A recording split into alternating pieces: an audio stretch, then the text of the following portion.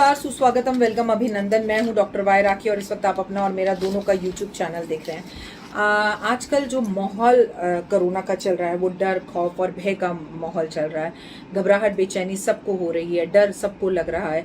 लोगों के घर में मौतें भी हो रही हैं, लेकिन अचानक सडन आपके घर में मौत हो गई है और आपको संस्कार नहीं पता, घर के बड़े ही चले गए हैं, तो बच्चों को क्या करना है क्या नहीं करना ऐसे टाइम में समझ नहीं आता। खैर, पड़ोसी अड़ोसी रिश्तेदार और लोग फ़ोन पर बहुत चीज़ें सजेस्ट कर देते हैं और भगवान की कृपा से तो अब तो बहुत सारे यूट्यूब चैनल्स भी हैं जहाँ बहुत सी चीज़ें देखकर आपको समझ में आ जाता है। लेकिन फिर भी सडन अगर आपके घर में किसी की ऐसी दुखद घटना घट गई है जहाँ किसी की अचानक मौत हो गई है, तो आपको क्या करना चाहिए। अगर घर में अचानक हो जाए मौत, भगवान ना करे किसी के घर में ये आपदा आए, लेकिन ऐसा भी तो नहीं है ना कि ना आए। हर किसी के घर में कभी ना कभी ये दुखद समय, दुखद घड़ी आती है और फिर जिंदगी तो बेवफा है, एक दिन ठुकराएगी। मौत महबूबा है, अपने साथ लेकर जाएगी। कुछ चीज़ों में हमें कुछ चीज़ों को जान लेना बहुत ज़रूरी है। हमारे घर मौत कोरोना की वजह से हो ना हो, लेकिन ये हमारे संस्कार हैं जो मैं अब आपको बताने जा रही हूँ। आप भी सोच रहे होंगे डॉक्टर वायरा की आज कैसी बातें कर रही हैं, लेकिन मैं आज आपसे प्रैक्टिकल बातें कर रही हूँ, क्योंकि बहुत सी चीज़ें हमें पता नहीं होती। अगर हमें टाइम पर ये बातें पता लग जाएं तो हम बड़ी बड़ी दुर्घटनाओं से बच सकते हैं। नमस्कार, सुस्वागतम, वेलकम, अभिनंदन। मैं हूँ डॉक्टर वायरा की और इस वक्त आप अपना और मेरा दोनों का यूट्यूब चैनल देख रहे हैं। कैसे हैं आप लोग? खुश रहें, मस्त रहें, बिंदास रहें, ऐसी मैं दिल से कामना करती हूँ। आपकी ज़िंदगी में खुशहाली रहे, बाहर रहे, आपकी ज़िंदगी में कभी कोई प्रॉब्लम तकलीफ ना आए। ऐसा ज़िंदगी पर तो हो नहीं सकता, आए लेकिन उसमें लड़ने की जो क्षमता और ताकत है वो पॉजिटिविटी आपके अंदर है। वक्त है, गुजर जाएगा, हम साथ हैं, हम इतना बड़ा परिवार हैं, हम एक दूसरे की मदद कर देंगे और एक दूसरे को इस प्रॉब्लम से बाहर निकाल देंगे। बस बच्चों के चेहरे पर मुस्कान रखिएगा, अच्छा ताज़ा फ्रेश खाना बनाइएगा, घर का खाना खाइएगा, पानी बहुत ज़्यादा पीजिएगा, चिड़ियाओं के लिए पानी ज़रूर बाहर रखिएगा, क्योंकि ये मानवता के हिसाब से हमारा धर्म भी है और कर्म भी है। आपके यहाँ आसपास काम करने वाले लोग जिन्होंने ज़िंदगी भर आपको कमा कर दिया है, कहीं ऐसे वक्त में आप उन्हें भूल तो नहीं रहे? क्या आपने अपने दोस्तों के सिवा अपने वर्कर्स को कॉल करके पूछा तुम कैसे हो, किसी चीज़ की ज़रूरत तो नहीं है? यकीन मानिए, इस वक्त तिजोरियाँ, मन के द्वार खोल दीजिए। पैसे की आपको कल कोई कमी नहीं होगी। आज आप पैसा देंगे, कल भगवान आपको शोहरत देगा, आपको मान सम्मान प्रतिष्ठा देगा और साथ में खड़े होने वाले 10 अच्छे दोस्त देगा। सिर्फ पॉजिटिव होने की ज़रूरत है। कल किसी को मिस यू बोलने की जगह पर आई एम विद यू आज ही बोल दीजिए। कल किसी के लिए दुखद मैसेज लिखने की जगह पर आज ही उसकी इम्यूनिटी बढ़ा दीजिए, उसकी ताकत, उसका vitamin C, vitamin A, D बढ़ा दीजिए। कैसे? उससे एक बार वीडियो कॉल कर थैंक यू बोल दीजिए। अपने को थैंक यू और सॉरी बोलने में बिल्कुल देर नहीं लगानी चाहिए, क्योंकि कल शायद आपको उसकी अर्थी पर शॉल उड़ाकर उसे थैंक यू या सॉरी बोलने का मौका मिले तो आप बहुत पछताएंगे और अपने आप को कुछ चीज़ों के लिए आप माफ़ नहीं कर पाएंगे। वो तो उस धरती पर से चला जाएगा सारे बोझों को छोड़कर, लेकिन आपके दिल में एक बहुत बड़ा बोझ वो डाल जाएगा और इस बोझ से आपको बचना है, डाउन टू अर्थ रहना है। मैं नहीं रहना, मैं कभी किसी के काम नहीं आई, रावण के काम नहीं आई। भगवान ना करे अगर किसी के घर ऐसी दुखद घटना हो जाती है, सडन आपके घर में किसी की मौत हो जाती है और आपको समझ में नहीं आता आपको क्या करना है, तो मैं आपको बता दूं, सबसे पहले घबराइए मत। घबराने की ज़रूरत नहीं है। लंबी सांस लीजिए और हिम्मत करके भगवान को याद करके घर के लोगों को इस बात की इन्फॉर्मेशन दीजिए। और उस व्यक्ति का जैसे अगर कोरोना काल में घर में किसी की मौत हो गई है, आपको उनका पार्थिव शरीर भी नहीं मिल पाया, आप अंतिम संस्कार भी नहीं कर पाए, तो अब आने वाली अमावस्या पर उनका पितृ तर्पण कर दीजिए और भगवान का नाम ज़रूर लीजिए, हरि का नाम। देखिए, जैसे ही घर में मौत होती है सबसे पहले चूल्हा बंद हो जाता है, सबसे पहले पूजा पाठ बंद हो जाती है, लेकिन ये पूजा पाठ घंटी बजाना बंद होता है। हम मानसिक पूजा कर सकते हैं, भगवान का नाम ले सकते हैं। घर में हमें गरुण मतलब जो गरुण पुराण है उसका पाठ करवाना चाहिए। सब संस्कार वगैरह सब उसकी विधि होती है, वो तरीके से करना चाहिए। पार्थिव शरीर अगर घर पर है तो उसको स्नान कराना चाहिए, उसे अच्छे से स्नान कराकर अच्छे से नए कपड़े पहनाने चाहिए। उसके बाद कफन दफन का जो सामान मंगाए वो उधार के पैसों से ना मंगाए, ये ध्यान रखें। और सामान मंगाने में किसी तरह की कंजूसी नहीं करनी चाहिए, क्योंकि ये वो पैसा है जो आखिरी पैसा आप उस व्यक्ति की मृत्यु पर लगा रहे हैं।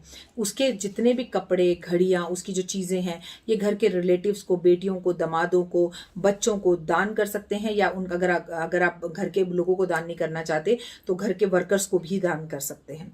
शांति पाठ जरूर करवाना चाहिए, घर वालों को बुलाकर उन्हें भोजन करवाना चाहिए, आपके यहाँ पर जो जो तिथि है वो करवानी चाहिए। व्यक्ति की मृत्यु होते ही अंतिम संस्कार के बाद पीपल के पेड़ पर एक बड़ा घड़ा बांध दिया जाता है और उसमें एक छेद कर दिया जाता है। रोज उसमें 13 दिन तक पानी दिया जाता है। कहते हैं आत्मा उसी घड़े में से पानी पीती है और जिसने दाह संस्कार किया है वो रोज जाकर उस घड़े के अंदर पानी डालता है। उस घड़े में पानी सूखना नहीं चाहिए। गीता का पाठ भी करवाया जा सकता है, भंडारा करवाया जा सकता है। ऐसे में 13 दिन तक अपने उस शख्स की आत्मा से जो हमारे घर के दरवाजे पर जिसकी मृत्यु हुई है वो खड़ी रहती है, उससे माफी मांगनी चाहिए। अगर हमने उसके साथ कभी बदतमीजी की है, जाने अनजाने में नाइंसाफी की है, तो हमें उससे माफी मांगनी चाहिए कि मैंने अगर आपका कभी भी किसी भी बात को लेकर दिल दुखाया हो तो मुझे माफ कर दीजिए। ये सब अच्छे कर्म और अच्छी बातें आपको जरूर करनी चाहिए। घर वालों को इन्फॉर्म करना चाहिए। घर में चुगली चोरी नहीं होनी चाहिए। दाह संस्कार के बाद पंडितों से पूछकर नियम से अपने बाल मुंडन जरूर कराने चाहिए, दाढ़ी जरूर निकालनी चाहिए। ये आपका एक कर्ज है। अगर ये कर्ज आप नहीं उतारते, बाल नहीं उतारते, कि बाल अब कौन उतारता है, ये फैशन नहीं रहा, चौथा ही कर देते हैं, 13 दिन तक कौन बैठेगा, दरिया कौन बिछाएगा, कौन गरुड़ पाठ करेगा यहाँ पर, तो ये सब एक कारण हो जाता है पितृदोष का। अगर आप ये सब ना भी कर सके तो कम से कम बाल मुंडन कराने का कार्य जरूर करें।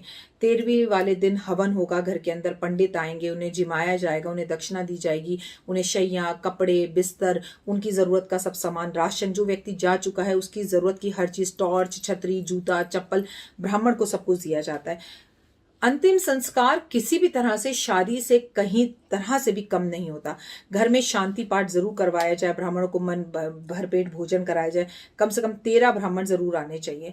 और आपको जो और भी लोग हैं जो आपके आसपास वर्कर्स थे, जिनके साथ आपके घर वालों की बातचीत थी, बेटियों को, बहुओं को, सबको घर में भोजन करवाना चाहिए और इसके साथ उनका पुराना सामान बांट देना चाहिए। घर में हो सके तो इसके मृत्यु होने के बाद गंगा स्नान जाकर एक बार दोबारा करना चाहिए। जब हम पितृ तर्पण कर आते हैं तब तो हम गंगा स्नान करते हैं, पर एक बार 13वीं के बाद गंगा स्नान फिर करना चाहिए और हो सके तो 13 दिन बाद घर में या 1 साल बाद पेंट करवाना चाहिए। आपको गोदान भी जरूर करना चाहिए, लेकिन हर कोई अगर गोदान ना कर सके तो कम से कम चांदी की गाय 13वीं वाले दिन ब्राह्मण को बछड़े के साथ जरूर दे देनी चाहिए। व्यक्ति को याद करना चाहिए, उसका मान सम्मान प्रतिष्ठा करनी चाहिए, लेकिन एक बात सदैव याद रखना, गलती से भी ऐसे व्यक्ति की बुराई नहीं करनी चाहिए और झगड़े नहीं करने चाहिए इन 13 दिन में घर में जो व्यक्ति जा चुका है। घर में मांस मदिरा नहीं बनना चाहिए, ना पीना चाहिए किसी को, ना घर में तेज म्यूजिक चलना चाहिए, ना टीवी चलना चाहिए, जो भारतीय सभ्यता संस्कृति कहती है। लेकिन अब इसके सब कुछ विपरीत होता है। बच्चे मानते नहीं हैं, बच्चे फोन का भी इस्तेमाल करते हैं, बच्चे टीवी का भी इस्तेमाल करते हैं, लेकिन थोड़ा सा ये सब चीजें धीरे रखी जाए तो अच्छा है। 13 दिन तक सारे घर वाले घर में ही रहें, साथ ही रहें, 13वीं कर जाएं। पहले पूरा का पूरा कुंभा इकट्ठा हो जाया करता था और नियम से इन चीजों का पालन होता था। अब उतना ना भी हो सके तो श्रद्धा भाव मन में जरूर रखें कि कम से कम पार्थिविक शरीर जो गया है, जिसका अंतिम संस्कार हुआ है, वो आत्मा, उसका अपमान ना हो। ऐसा कहा जाता है कि 13 दिन तक आत्मा घर के आसपास ही रहती है, दरवाजे पर, इसीलिए सरसों के तेल का दिया भी लगातार 13 दिन तक जलाया जाता है।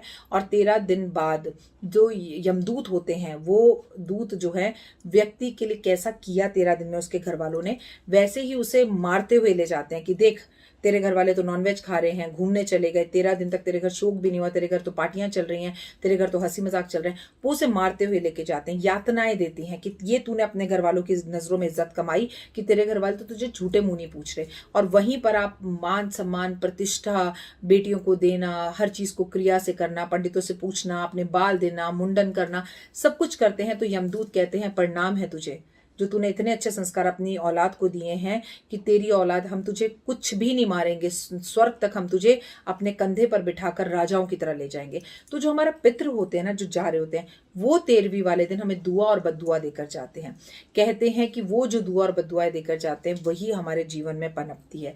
इस टॉपिक और विषय पर बात करना इसलिए जरूरी था कि चारों तरफ हाहाकार का माहौल है, तो ये बताना जरूरी है कि हम अपने संस्कारों को बहुत बड़ा कर पैसे नहीं है तो बहुत चीजों को ना कर सके। आपके परिवार वालों को भी ये पता है, जो जा चुका है उसे भी ये बात पता है कि इस घर में पैसों की दिक्कत है, पर आपके साथ रहने वाला व्यक्ति मान सम्मान प्रतिष्ठा और प्यार का अधिकारी तो है ना, तो वो आपसे बदले में सिर्फ प्यार चाहता है।